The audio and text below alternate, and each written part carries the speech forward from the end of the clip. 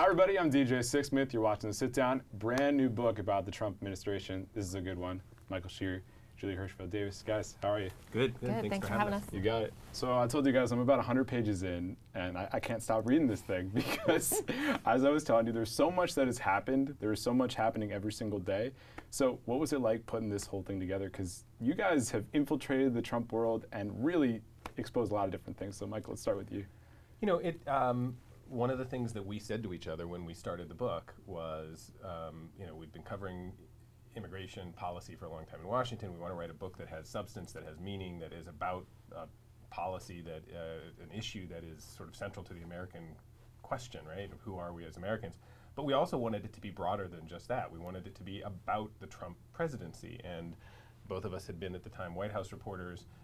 You know, there's an interest in helping people understand who this president is, how he makes decisions, the sort of chaotic, shoot from the hip way that policy is made.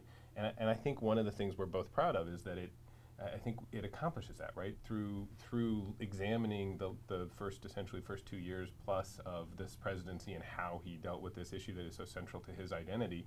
I think and I hope that people will come away with a better understanding of the Trump presidency generally. And as reporters, sort of in the process of talking to sources and really fleshing out some of these moments that we had covered for the New York Times when they were happening, but getting to go back and talk to people, I think we both had a really fun experience of, it was after every interview, we'd look at each other and be like, oh my gosh, Yeah. It was way more than even we understood at the time, and it was just a really interesting, fascinating, fun process of sort of digging and trying to figure out what was actually happening way below the surface. We did a lot of the interviews over long dinners. Oh, okay. And inevitably at the end of the dinners, we'd look at each other and compare, you know, flip open our notebooks again and compare notes and think, wow, we had no idea. So how long were these dinners typically? They could go pretty late, and a lot of times it wouldn't be till the next day when we'd sort of be going through our tape and, you know, writing up our notes that we would sort of look and say, oh my gosh, like we got to go back at that because this was something that we didn't even know was happening. It was a whole nother thread, something else, you know, a whole another set of people we have to go now talk to because, you know, all of a sudden we've gotten a nugget of information that we didn't have. So it could take a while. Yeah, definitely. So you guys both covered the Obama administration. When people look at the Trump administration, there are so many people that are sources that are talking, and I find it interesting because they're willing to go into the whole thing. How does that compare to people that were in the Obama orbit? Well, I think, you know, the Obama administration, and I also covered a bit of the Bush administration before that, were typically much more disciplined. Like, it was really hard to get people, even in an off-the-record context, really dishing on what was going on inside the agencies, inside the West Wing in particular, because people felt, first of all, a sense of real loyalty to those presidents, a sense that sort of their agenda and their worldview was sort of tied up in the president's, and they sort of knew that if they undermined that in a way, that would be counter to what they wanted, as well as counter to what, you know, counter to the interest of the president. They would be embarrassing for the president, but also not great for them. In this White House, there are so many members of the administration, so many people inside the White House in that building who in various ways have felt either undercut or alarmed at what they see unfolding, that they're trying to kind of steer the ship in the right direction, but it keeps on going off course, or the president keeps sort of undercutting them, or his top aides do, that I think you just end up naturally having more people who are willing to kind of speak out of school about that. Right. So many people that have left the administration too, you know, it's like Tillerson, McMaster, there's so many names, you know, so it's like even having perspective from people who were in the room, you know, a lot of people want to talk about this stuff.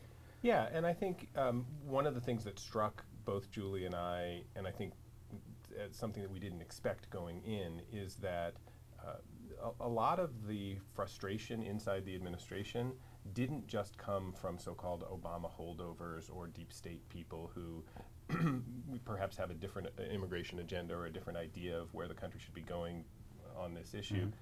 In fact, it came oftentimes from people who the president had handpicked, or his people had handpicked to run the relevant agencies, DHS, State Department people, but who came to really reject and push back against some of the extreme things that the president wanted to do. I mean, there were so many people who shared his overall view about wanting to limit immigration, both legal and illegal, but who you know, when pushed, would say, Mr. President, that's illegal. You can't do that. It's impractical. Even if we wanted to do it, we couldn't do it. And what you saw is that over time, those people were all pushed out. You know, obviously the most dramatic was Kirsten Nielsen, who had been the head of Homeland Security, and ultimately she pushed back so much that it cost her her job. And for Nielsen, you guys tell the story, like she had that picture made up of what the wall would maybe look like, right? And President Trump didn't understand that that was just a mock-up. And he's like, can I tweet this? Can I put it out there? Like, that was just supposed to be like, oh, I want to save my ass, not like, here's an actual picture. Like, that's a crazy story. Right, but I mean, what that demonstrates is, you know, the degree to which so much of what the people in his administration were doing was about like appeasing him and talking him off of some of these ideas that they knew were never going to be able to be implemented. And even though he, you know, part of his political appeal is that he was not a politician. He hadn't been running a big government bureaucracy before, so he didn't know how to do it, and that was like seen as a plus. Really, in the end, when you look at episodes like that, it undermines him. I mean, you know, she wasn't in the end working toward what he really wanted, which was this big, you know, spiky, electrified, hot, you know, potentially alligator enclosed barrier. She was basically spending her time figuring out ways to distract him when he got angry. And she was doing it because she was trying to spend her time on the substantive policies that she thought could actually have an impact on the problem. And I think her assessment of that was probably right. But if you think about how sort of turned around that is, if you're the president, you know, that your staff is spending a substantial amount of their time just trying to distract you or divert you, rather than actually talking to you about the ways that you can get what you want done and accomplished. One of the most fascinating quotes in there was from Steve Bannon, who says that Trump is a bully and a coward.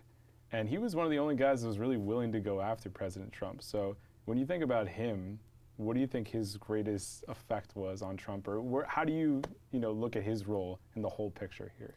So I think everything about Bannon has to be filtered through the idea that they clearly had a falling out. He was pushed out of the administration relatively early, about halfway through that first year. And also Bannon's history, right? Bannon is essentially a political anarchist. He's not somebody that ever sort of supports the kind of traditional mainstream order of politics. And in fact, part of what he and Jeff Sessions, who later became Attorney General, and Steve Miller, who was obviously the president's top immigration aide, they all sort of plotted early on, long before Trump ever actually ran for president, to try to blow up what they saw as this kind of domination by both kind of Main Street Republicans and the Democratic Party. They wanted somebody that would push back against that and put in place kind of policies that would never be kind of acceptable to the mainstream. And so part of the reason he's so willing to be outspoken is because now he's the bomb thrower again from the outside. He didn't succeed really on the inside. He kind of helped push a bunch of really aggressive policies, but in the end, he's not somebody that works inside the system. And so now that he's out, he's more willing to talk.